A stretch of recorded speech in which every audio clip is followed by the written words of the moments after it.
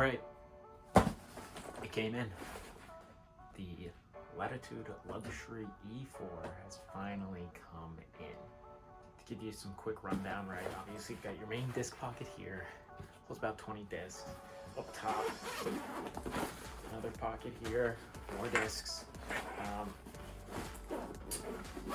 Side pockets here, the putting pockets right there, and even a little more expendable room for some discs there. That's pretty much the, and one little pocket here for some discs, or for a disc, right? But that's pretty much all the disc holding capacity.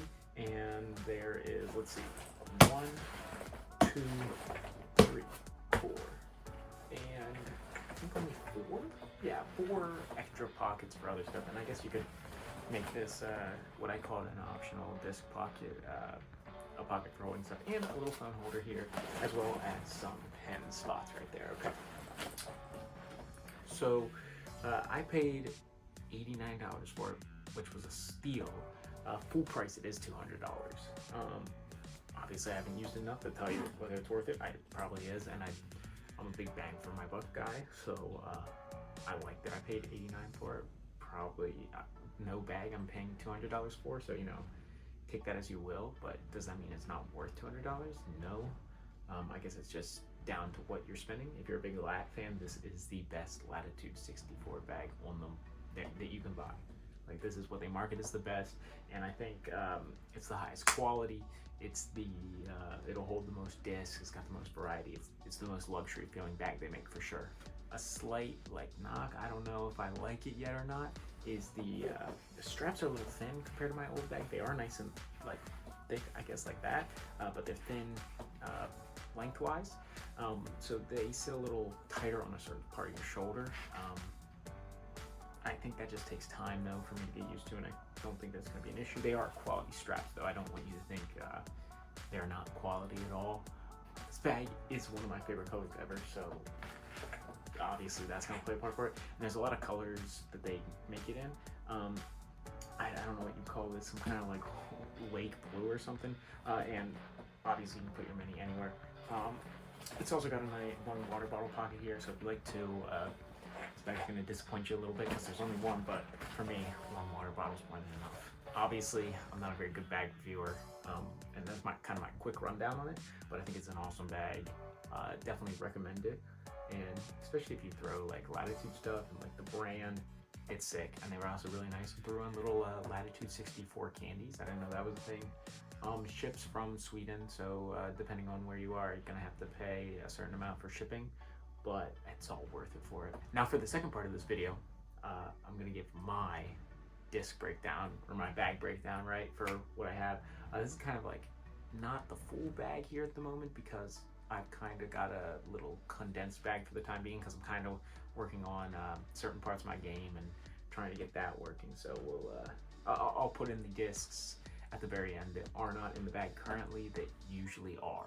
All right, to start the putting putters here, we got the Pixels, okay? I'm liking these things recently. I'm a bit more of a Rico guy, and I think I want to go back to the Cast-to-Plast Ricos, but for the time being, until I go to the store and pick the ones that I like the feel of the best, I'm sticking with these guys, and these guys are working great for me right now. They're really glidey, awesome to putt with for the moment, and I mean, to be fair, if I don't go back to Ricos, these are probably the ones I'd stick with forever. And I like the little shades of green. They're sick, and the stamp is awesome, and that goes in the putting pocket here for the Lat bag. Now that we got the putting putters out of the way, onto the putting, or the approach putters, right? My first one's my Eric Oakley Berg, a little more overstable than the typical Berg. I don't think it's quite like a Berg X, not really thrown one or gotten used to one, so I'm not too sure how that throws, but I like this for forehands, quick approaches, pretty consistent. If you like a Berg, I recommend the Eric Oakley 4 Series Berg, right? And I put that right here in the little special pocket because it is a pretty special disc. This is kind of just something I have at the moment because I like learning to throw this type of disc, but in a typical round, I don't throw it ever, maybe once. This is a pitch, a slightly more overstable version of the Glitch in its glow, so it's pretty sick. Yeah, I just kind of throw it maybe for second shots on casual rounds, or throw it around, or just have it in the bag too, in case we're out and about at a park and we're oh, let's have a quick catch session. That's kind of why it's there. Of course, I throw it for little nose up stuff, low ceiling, or maybe if there's a certain kind of jump putt that I feel like I need a little more glide for, I bring this out. But a little bit of an odd disc for the bag, definitely probably the one I use the least, but I keep it in there just in case, and why not? I have extra room for the bag, so might as well put it in there. All right, we're gonna go from understable to more stable. This is kind of like, as you can see, one of my bags are on my bed, so things aren't really gonna like line up the best, but hopefully you can kind of see what's going on. So my most understable throwing putter is my Swan. I love these things, super understable. It's basically like my forehand on days that I'm just feeling really off on the forehand, which is most days. I have a lot of backup ones of these. This is something that will always be in the bag, and it just gives me a lot of consistency. The only problem with this disc in particular is it's yellow. I don't really like yellow discs, but it's beat up to the right amount where it's like, it's serving me so well. So that'll go right on in there. Next, my straight stable throwing putter, my Matt Oram Maiden. Again, another one where I have backups of, and it's kind of getting beat in, so I might have to replace it here soon. But I love Matt Oram, right? Got to represent the boy. It's great. Love the feel of it. This is like for most straight shots under 280 feet. This is what's coming out of my bag, and I mean even a little more of anything that's outside the super hyzer or super anhyzer type of stuff, you know. One disc that I do have out of the bag right now that I will quickly mention that I guess would go in that spot is my Connor O'Reilly Faith. I'll put up a picture. It's a little overstable, so if I need something to get a little more move to the left, I'll use that. And for some reason I can like ace run stuff or like basket run stuff like no tomorrow with it, which is odd because it really doesn't feel that great in my hand, but it seems to work, so don't knock what's not broken, you know. All right, and then the final disc for my throwing putter options is my slightly beat in harp. Obviously good for forehand, short distance, hyzer shots. Also I love this is my favorite die that I've ever done, so gotta keep that in the bag. But yeah, this thing is great for just straight consistency, you know. Spike hyzers from like 150 feet, automatic with it basically. Puts that right in there. All right, now moving on to my mid-ranges, right? To start off, most understable one, my Svea. Super good for just pumping stuff out, right? Again, kind of like a forehand shot for me where I'm not feeling the forehand on a particular day. Move right off the backhand and sit down flat. And I kind of like wanted this to look like a Pokeball. If you look close, it obviously isn't because the middle's not completely split, but it's still pretty cool and looks sick flying through the air, just like sideways like that, you know? But this is something I don't throw that often. Maybe it's because the courses I'm playing, but in the hand it feels great, and for hyzer flip-up shots, it's pretty awesome. This looks familiar, maybe. This is my GOAT, my favorite disc of all time, first ever die job as well. This thing is dead straight, mid-range, put it on any angle, it's gonna hold it, basically slightly finish out or sit at the very end, but this thing is automatic. If I could only play one round, or one disc for a round, this would be it, right? I mean, automatic. This is the go-to mid, just awesome, always in the bag type of deal. And my slightly overstable mid here is my Pine. I've been using this a lot more often because I'm really liking it, liking that consistent fade out. Put it on hyzer, get that swing. Seems to go pretty far for a 5-speed too, and it just feels awesome in my hand. I get a lot of confidence holding this while looking at a gap in the woods, so that's always nice. And yeah, I mean, it's feeling more like a mainstay in the bag every day. This was something I just kind of bought to try and kind of figure out at the start, but I'm starting to love it every day now. And the final disc here for the mid-ranges is my Yarn, basically a zone or justice type deal.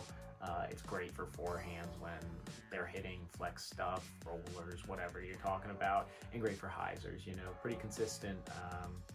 Again, using the harp probably a little more than this, but when I really need something to get on hyzer, this is the disc at the mid-range or putter speed. All right, now we're gonna move on to fairway, or well, I guess they're fairway, mid-range, hybrid type of stuff. You'll kind of see what I'm talking about. First one here is my Stig. Yeah, I'd say this is a fairway driver. It's a 6-speed, -2-1, really flippy. I'm trying to beat it up like my original Stig, which was a first run, which unfortunately I lost, which seemed to be a little more flippy than this, but once I get this to be as flippy as that was, it's gonna be great. This is my roller disc, super like released like this on hyzer. It'll flip up to the gap. Great disc. Just need to beat it up a little more, obviously. Also patent pending disc, for some reason it just works so well. Just kind of stands and rides no matter the speed you put it on in a patent pending. Kind of odd, kind of a miracle disc too, but I love this thing. Definitely something that I don't use every round necessarily, but something that's pretty, when I need to scramble, it's there for me, you know? So I mean, that's good enough to keep it in the bag for sure, right? Next, maybe the only disc that might contend with the group for my favorite disc of all time is the CAC-Z. This thing is, you know, it says a mid-range driver. It's around that hybrid spot.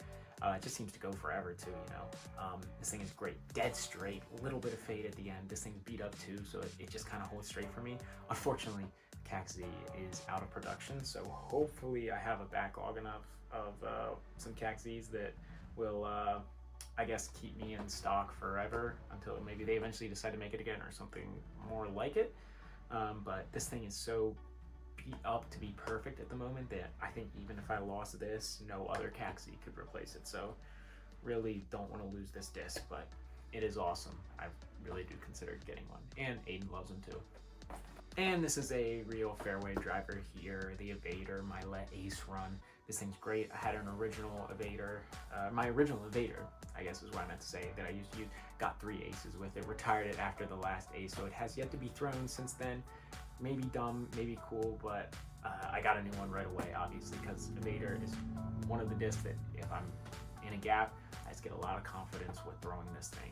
It's great, definitely a mainstay for the bag for the rest of my life. It is awesome, and of course the die is pretty sick too, you know, and that's like Justin said in the last video, if it looks cool, put it in the bag, you know, and I think I'll be doing that. All right, now we're sticking to like the real fairway drivers, you know, that 8, 9, 10 speed area. First in that is the Stall. This thing is super, super beefy, probably the beefiest disc I have in the bag currently. It is really awesome. It's a 9-speed, doesn't feel like it because it doesn't really go anywhere. It just goes left on a high, on a backhand, right on a forehand. Super, super consistent.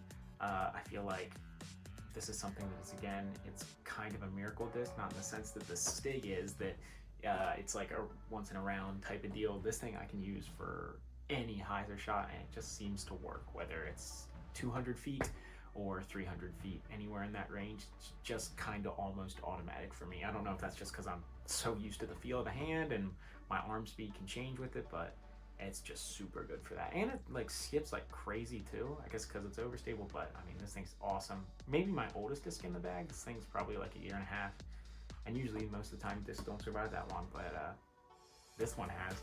On a funny story with this one too, I threw it on a roof 90 degrees, like, okay, if I'm going dead straight, right, T-pad right here, basket's up that way, I threw it that way onto a roof while trying to do a practice swing. Probably the most embarrassing shot I've ever thrown, but it got back to me, which I think means it's meant to be in the bag.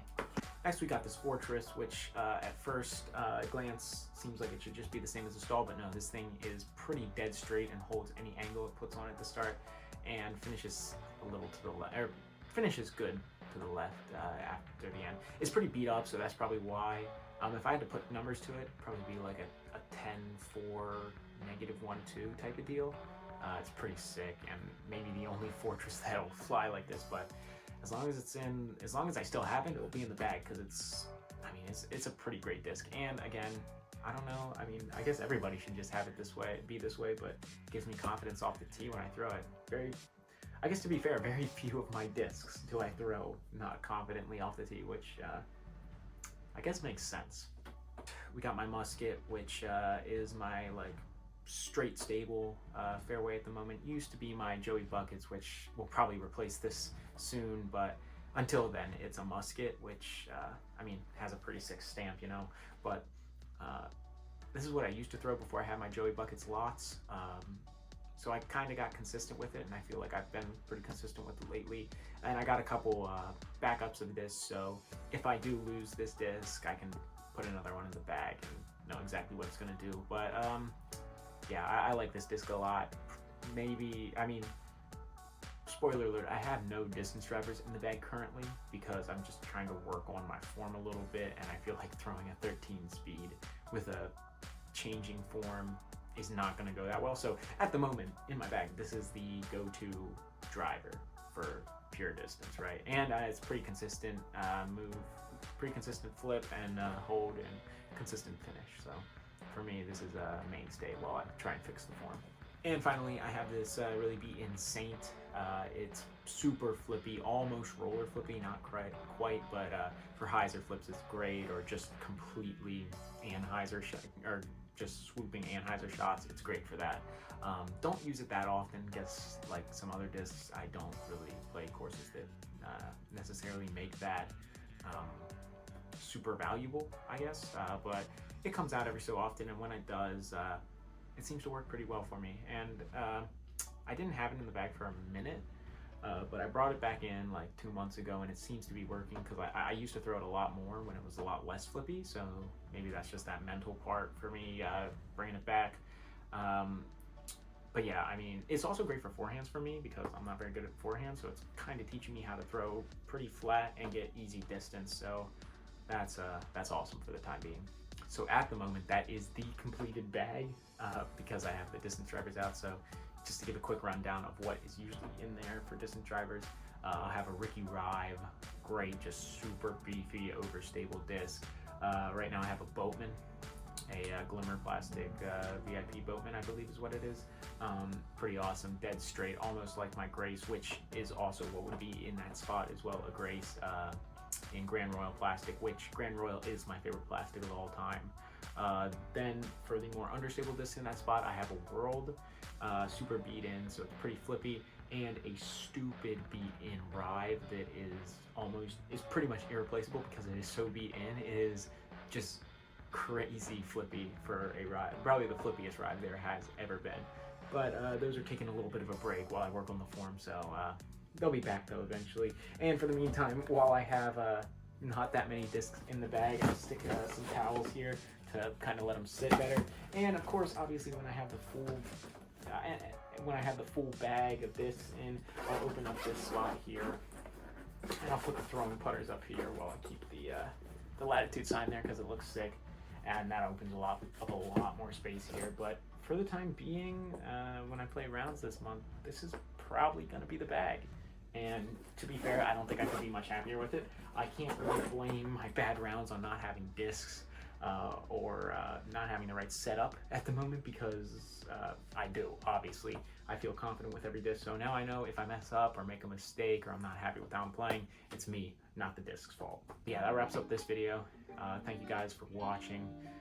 We will be getting back out to playing some disc golf this Wednesday. Next video, I swear we will do it because it's been a minute since we've had the whole gang out there. We're going to do something for sure.